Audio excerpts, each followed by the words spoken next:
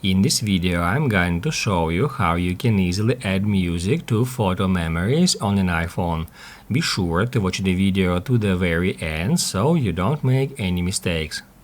Let's get started, guys, and first off we need to head over to Photos app.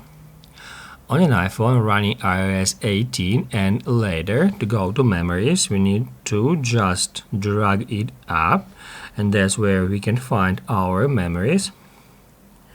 After that, let me choose that one. And now down below here, I'm gonna reduce the volume level now. And now here we can easily find this music icon. If we tap on it, it will show us the track here that is going to play while photos are changing here on the screen. And if we hit right here at this icon again, we'll be taken to that page where we can easily choose different track.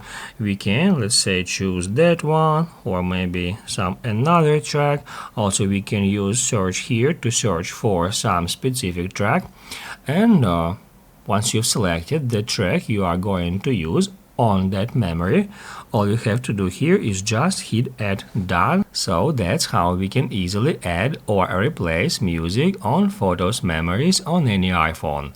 If this video was helpful for you, don't forget to hit the like button.